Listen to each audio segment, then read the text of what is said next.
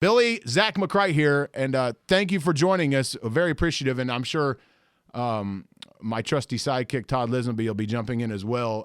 Congratulations, first off. I know it's been a wild couple of weeks for you, and I'm dying for Billy Donovan to be open in this interview. So I will start here. You nailed that initial press conference. So now I want to hopefully get to know about you a little bit. So I'm going to start with the one question, just so you are as open as possible. I would like to know the one question that you're like, okay, I've answered that question a million times. Please don't ask it anymore. So just so I can stay away from it. I guess the biggest question I've got is how is the adjustment to transition, being in Oklahoma City, those kind of things, and everything has been great. It's been a great transition. The organization has been great, and the people here that I've had, a chance to run into and meet have been wonderful. So, a lot going on, a lot for me to get up to speed on, but everything else has been terrific. All right, so we've got it out of the way. The question asked a million times, it's out of the way. Now let's talk about your dad, because I was talking with your dad at your introductory press conference. I walked out of the press conference, and I just happened to be right next to him, and I just said, you're Coach Donovan's dad, correct? He said, yes, I am. Shook my hand, super nice, and I asked him to describe you as a child. And so I am going to compare stories. Okay. So you tell me, how does Billy Donovan describe Billy Donovan's childhood? I had a great childhood. Grew up in New York on Long Island in Rockville Center. My dad was a Catholic youth organization coach, basically volunteered. Used to take me to practice when I was 4 or 5 years old. I was always around the game. My dad played at Boston College. He got drafted by the Celtics back then when there was a regional draft. So I was around the game. And, my dad pretty much coached me all the way through elementary school, and then played for a great high school coach at St. Agnes named Frank Morris, and then from there went to Providence. But my experience with my mom and my dad, and the way they were as parents, I couldn't be any more grateful for the sacrifices and the things that they did, while growing up to help me, and grow and develop as a person. Well, I asked him. I said, was he a butthead? And I hope he didn't say yes. What do you think he said? I think he probably said he was a good kid. He did. He said, I said, did you ever yell at him? And he said, only when he wouldn't come in from the basketball court. He just said all you did was just stay out there on the basketball court until it was dark every night. Well, it was interesting. When I was growing up, I loved the game. So when I got into in 8th, 9th, 10th grade, when the game became a priority for me, the gym I worked out in the high school was probably a mile from my house. And I'd kind of worked it out where I could kind of sneak into the gym and go in there late at night after the janitors had left. And, I'd kind of just sneak out of the house, and they never kind of knew where I was at. But I'd always go down to the gym and, start playing at 10 or 11 o'clock at night. And I, stayed in the gym a lot and really enjoyed playing and loved the game and loved being a part of it. I'm wondering if you can paint a picture, and I know you've been asked the same questions over and over again, so I want storytelling Billy Donovan as you've been so far. I'm wondering if you can paint a picture of the moment that, okay, you've already become the head coach of the Thunder. You have signed the contract, you're in, and I'm just wondering if you can paint a picture of the moment where I am painting in my head Sam and maybe Clay Bennett, whoever else, are walking you to your office for the first time, and they're like, here it is, and you sit down, and I just want you to kind of give me whatever you're feeling at that moment. Well, it was a world of emotion, coming here. For me, I had established relationships at Florida for 19 years, and I think the thing that people really don't realize about my situation at Florida was, yes, the athletic director, Jeremy Foley, has been the same athletic director for 19 years, but people don't realize I had the same secretary for 19 years. I had the same administrative assistant for 19 years. I had the same academic advisor for 19 years. I had the same 3 associate athletic directors for 19 years. So it wasn't just one person. There was a lot of people that these relationships over 19 years, were developed. They were deep-rooted. Same thing with my trainer. So, when I left, when I came into the building, people here couldn't be any more welcoming, gracious, nice, wanting to help.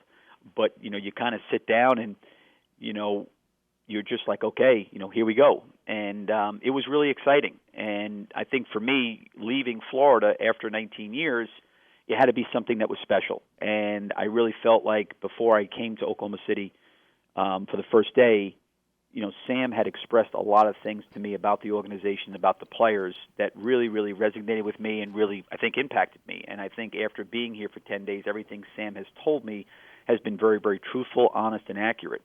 So, here I am, and I don't really know anybody. There's a few people I met when I had the press conference, but I'm basically starting relationship-wise off from scratch. And there's so many talented, gifted people inside this building that are extremely knowledgeable and have a lot of gifts and talents that can provide, I think, a platform to help these guys get better.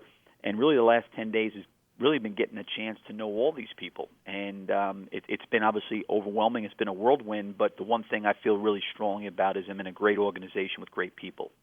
Billy Donovan is with us here on 107.7, the franchise. In all fairness, Coach, I have to let you know, I was one of those that when the hire was made, I was a bit critical because you don't have any NBA coaching experience.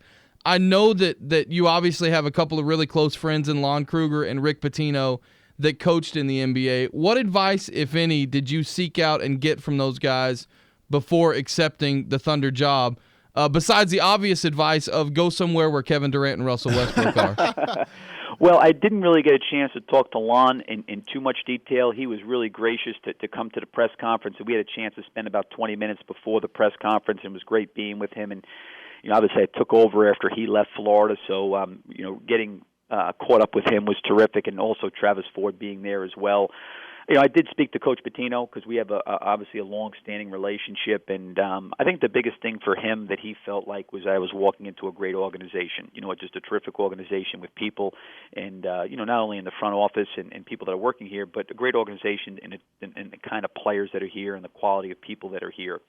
So, I think that everybody there around me that I knew that had, maybe some NBA experience thought it was a great opportunity and would be a great challenge. And, like I said in the press conference, I've always tried to, even in the job at Florida, always trying to learn, always trying to grow and get better. And certainly this will be a great challenge. There's a lot I have to get caught up to speed on. There's a lot of things that I have to learn. I'm excited about doing that. I think I've always been a person that's tried to grow, that's tried to self-evaluate, that's tried to get better. And I know that this challenge is going to make me better as a coach. I think it's going to make me better as a person. And really all I want to try to do is to bring as much value as I can to try to help these guys and help the organization. And I think the one thing that really mirrors, if I said there's similarities between Florida and, and this job is you have really, really good people around you that are very selfless, that work very hard, and that have really made the adjustment easy. And I think for me, obviously every level is different. I totally agree. But, I was 28 years old when I first got a head coaching job, and, obviously that was an adjustment period after being an assistant for 5 years and, then only there for 2 years and then having to go to Florida in the SEC to a BCS conference at the age of 29, 30 years old. So I think those experiences have helped me grow as a coach. They've helped me self-evaluate, look at myself, and I think this situation is going to be the same thing at a different level. There's going to be a lot of growing, learning, and improving, but the one thing I feel very, very comfortable about in myself is my work ethic and the amount of time and energy and investment I'll make in trying to make myself better, to make the Thunder better, to make our staff better. I think I've always have tried to always fall back on my work ethic and have always tried to work hard. And then, listen, there's going to be some days and some moments where I'm going to hit some bumps in the roads, and there's going to be some valuable lessons to learn, and I'm okay with that because I think if you're in a comfortable situation, it's very, very hard to grow and get better. And this will be very challenging, and I'm looking forward to the challenge because I know it's going to help me grow in every area. Billy Donovan with us on 107.7 The Franchise. I wonder if you can give me maybe just a 30-second definition, if you will, because I hear you say it a lot, and I just want you to expound on it. But a 30-second expounding on what you mean when you say bring value to the ball club. Well, when I say bring value, how can I make the team better? How can I help Kevin Durant be a better player? What does he like on offense? Where does he like to catch the ball? How do I help Russell Westbrook better? How do I help the team become more of a team, to become closer together? How do I help the medical team here as it relates to what they do with these guys physically? How do I help? What can I do? Is it watching film? Is it areas that I can focus on to try to help solve, any challenges or issues and those kind of things. And I think the one thing about this place, which is very similar to Florida, is Florida had a great athletic department, and Florida and its athletic department was about Florida. The one thing here is it's about the logo here. It's about the OKC Thunder. It's about what that represents and what it's about and how they want to do things. And I think in any job or any situation, you're either making people around you better or you're making them not do their job. So can I help Kevin Durant be better? Can I help Russell be better? Can I help Mitch McGary be better? How can I help these guys get better and so that they can help the Thunder be better? How can I help Sam be better? How can I help everybody be better? And kind of have a disposition or a philosophy or a view of all this of it's not about me. And I said at the press conference, this is not about me. This is about the Thunder. It's about the players and how can I help? And we all have a job here to do, and I hope that I can do my job well, that I can make the people here around me better, and I can make the team better. All right, Billy Donovan with us, and we want to have fun with you before you go. We want to get Billy Donovan laughing. We want him to be fun-loving Billy Donovan. We know that's in there because his dad told us so. So we want to ask some fun questions, but the only last one I've got that really has anything to do with the team itself is the one that fans have asked me to ask you the most. And I'm not going to sit here and ask you to give me a blow-by-blow on your conversations with the players, but they're all interested with Russell Westbrook. But because the reports that came out last week about his alleged unhappiness have got people going crazy around here. I know people are dying to know, so I'll ask it this way. Can you paint a picture of how receptive Russ has been in your dealings with him so far? Russell's been great. It was the first time I obviously had a chance to sit down and meet with him last week. He was great. He was very engaging. I thought we had a very, very good conversation. We talked a lot about the team. We talked about, his role. I think the one thing I wanted Russell to know is that, he's a very, very aggressive, competitive player. And I'm not looking to change him and make him into something he's not. I'm looking to try to help him continue to grow and get better. We talked about his family. We talked about, his time at UCLA. We talked about his rookie season. We talked about a lot of things. And I really felt like Russell was great, and the conversation went very, very well. And I look forward to continuing to work on that relationship and continue to develop that relationship with him. All right, play the crappy music, Todd. Play the crappy music. Let's do it here. Oh, I heard it. I heard a chuckle out of Billy Donovan. Let's do it. Okay. So we're just going to ask a couple of questions. Listen to that. Now, Billy, this might be your Florida weather music. This ain't your OKC weather music right here. Pot it up here, Todd. Pot it up for Billy here. Yes, sir. All right. Short answers is all we need. Thing Billy Donovan does that annoys his wife the most. I'm not a forward-thinking person. I kind of live in the moment, and she likes to plan. Oh my gosh, mine too. It makes me crazy. All right, if you were to write a book, what player or coach would get their own chapter? Certainly, probably Coach Pitino for me, and the impact he made in me, and then the player-wise would probably be really, really hard because there's been so many great ones I've coached. Crappy job that Billy Donovan had before he ever became a coach or a player or a college player. Crappy job he ever had. A busboy in college at a lunch restaurant. What did that consist of? I had to carry cases of water and beer and soda up and down stairs.